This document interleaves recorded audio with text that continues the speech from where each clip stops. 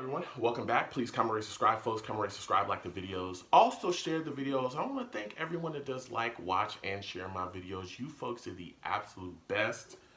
Listen, it's time. I covered the offensive side of the ball in my last video. That is said and done. I want to talk about the defensive side of the ball, the New York Jets. I want to talk about some of the signings that we've made, for our defensive side and talk about, maybe some of the improvements we got. You know what I'm saying? So, again, I want you folks to comment down below. Let me know what you people think about some of these signings as well as we go over them. Let me know if you think, the team got better over there. So, first position group that I want to cover is the cornerback position because we did make some additions there. Brian Poole, we got him back on a one-year deal. I think that was big. Here's a guy that played a lot of quality snaps for us at that slot corner position. We were also able to bring back Arthur Millette. He's a guy that can really round out the depth there at our cornerback position. But one of the bigger signings was Pierre Desir, being able to get him. He's a former cornerback that played with the Colts. He comes in. We got him on a one-year deal as well.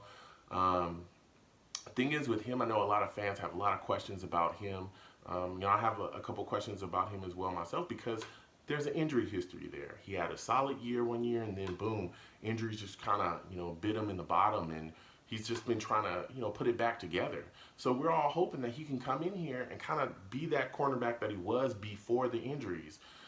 He's a guy that I think a lot of fans, a lot of people, a lot of Jets fans altogether are looking at and saying, hey, he's probably going to be our number one corner, and there's just going to be kind of that hole at number two. You can look at guys like Bless Austin, Nate Harrison that are probably going to be, battling for that number two cornerback spot, so we'll see how that rounds out.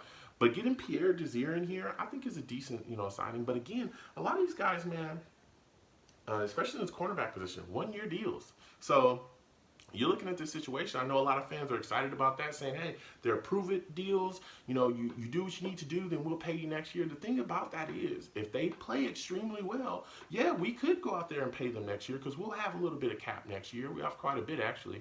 But guess what? You're also going to be vying for their services with other teams because other teams are going to, boom, they're going to take a look as well and say, whoa, you played pretty solidly with the Jets next year. Let me go ahead and offer you something and get you to my team. So that's something that we could run into. Moving along, I want to talk about our linebacker position. Neville Hewitt, we were able to bring him back again, another one-year deal.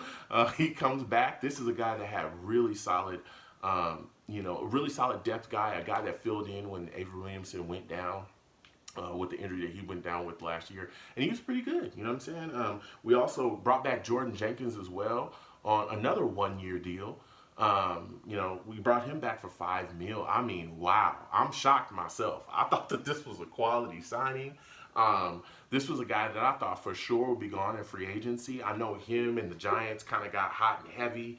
But that kind of, dried up a little bit, and then the market kind of dried up, and then boom, all of a sudden, he's coming back to us. So, man, I thought that was a really quality signing by Joe Douglas to get that done because this is a guy that comes in. He's a guy that really was turning the corner, as kind of a pass rusher for us, a guy that was definitely up near the top of our team leaders in sacks, a guy that can, set the edge. I mean, he's a quality outside backer, so I love him being brought back. We also got, I'm going to probably butcher his name, but Patrick Onisor from the Ravens. I know you guys are going to comment that I butchered that name, but he used to play with the Ravens, inside backer, so he's going to be coming in as well. He's a quality backer that we're bringing in. And with all these backers, particularly in this inside linebacker position, Blake Cashman, Neville Hewitt, Burgess, C.J. Mosley, a lot of people are looking at, Avery Williamson and saying, hey, we should get rid of this guy, And I want to get y'all thoughts on this. I want you folks to comment down below. Let me know what you think. Do you think that we should cut Avery Williamson? I am not a big advocate of that. I think we should keep Avery Williamson. I think he's a guy coming off that injury. And again, I know people go, oh, it's an ACL injury tore it. Listen, today's modern medicine, I've seen players come back from, ACLs like nothing happened. Here's a guy that can come back and really give us some quality production from that inside linebacker position. One heck of a run defender, a decent guy in coverage as well. A guy that really upgrades that position. Yes, Neville Hewitt's a solid backer. Yes, Burgess is a solid backer as well. But let me tell you something. Avery Williamson is not those guys. He's definitely a step above or two steps above those guys, especially with what he can give you. So I wouldn't like to cut him, but I know some fans are definitely looking and saying, hey, it's his time. It's time to get rid of him. You know what I'm saying? So comment down below and let me know what you folks think. Those are some of the quality signings that we had on the defensive side of the ball. I think there were decent signings. Of course, there's still holes that are there. We still need a pass rusher. We still need some other things as well. But I think we're all right. I know a lot of people wanted to see us go spend money, especially big money in the cornerback position. There were a lot of names out there and people were excited about, and they were saying, hey, we should get this guy, we should get that guy. But I'm glad that we did what we did. I'm glad that we didn't go spend a ton of money in free agency, because guess what? We saw that bite us in the butt with Tremaine Johnson. We saw it.